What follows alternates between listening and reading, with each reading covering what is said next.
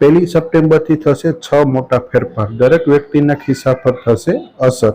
August મહિનો પૂરો થતાં જ નવા નિયમો, ઘણા મોટા ફેરફાર જોવા મળી રહ્યા છે।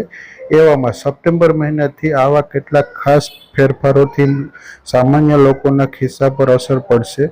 આ ફેરફારો એલપીજી ગેસ સિલિન્ડર કિંમતથી લઈ ક્રેડિટ કાર્ડના નિયમો સુધી બધું જ સામેલ છે। તેમજ સરકારી કર્મચારીઓ માટે મોંઘવારી ભથ્થા અંગે વિશેષ જાહેરાતો થઈ શકે છે।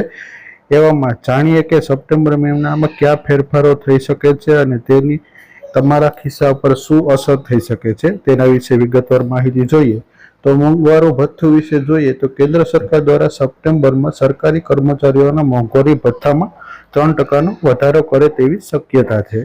હાલમાં સરકારી કર્મચારીઓને 50% મોંઘવારી ભથ્થું ડી આપવામાં આવે છે, જ્યારે 3% વધારા પછી તે 53% થઈ જશે। ત્યારબાદ મફત આધાર કાર્ડ અપડેટ।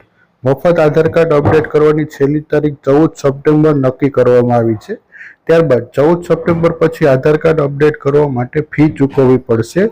જો અગાઉ મફત આધાર કાર્ડ અપડેટની છેલ્લી તારીખ 14 જૂન 2024 હતી, જે વધારીને 14 સપ્ટેમ્બર 2024 કરવામાં આવી હતી।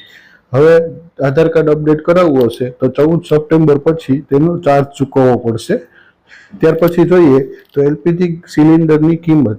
સરકાર દર મહિને 1લી તારીખે એલપીજીના ભાવ અને કોમર્શિયલ ગેસ સિલિન્ડરના ભાવમાં ફેરફાર કરે છે।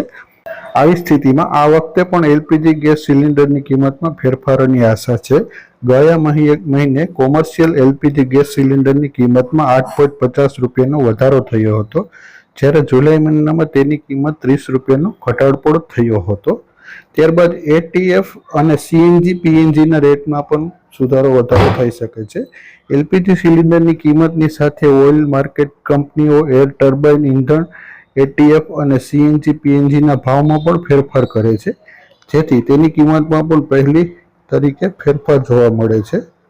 ત્યાર પછી જોઈએ ફ્રોડ કોલ સંબંધિત નિયમો બહાર પાડવામાં આવ્યા છે। ટ્રાયલે ટેલિકોમ કંપનીએ ફેક કોલ અને ફેક મેસેજ પર અંકુશ લાવવા માટે નિર્દેશ આપ્યા હોવાથી 1લી સપ્ટેમ્બરથી ફેક કોલ અને મેસેજ પર પ્રતિબંધ લાગી શકે છે।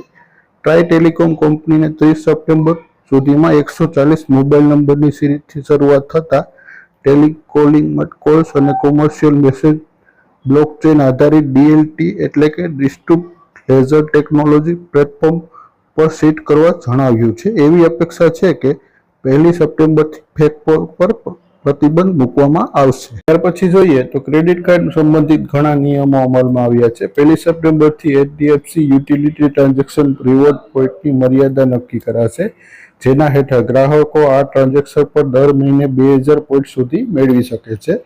એચડીએફસી ફર્સ્ટ બેંક સપ્ટેમ્બર 2024થી ક્રેડિટ કાર્ડ પર ચૂકવવા લઘુત્તમ રકમ ઘટાડશે। ચૂકવણી તારીખ પણ 18થી ઘટાડીને 15 દિવસ કરવામાં આવશે। આ ઉપરાંત એક ફેરફાર છે, 1લી સપ્ટેમ્બર 2024થી યુપીઆઈ અને અન્ય પ્લેટફોર્મ પર ચૂકવણી માટે રૂપે ક્રેડિટ કાર્ડનો ઉપયોગ કરનારા ગ્રાહકોને અન્ય પેમેન્ટ સર્વિસ પ્રોવાઈડર ક્રેડિટ કાર્ડનો ઉપયોગ કરતા સમાન રિવોર્ડ પોઈન્ટ મળી શકે છે।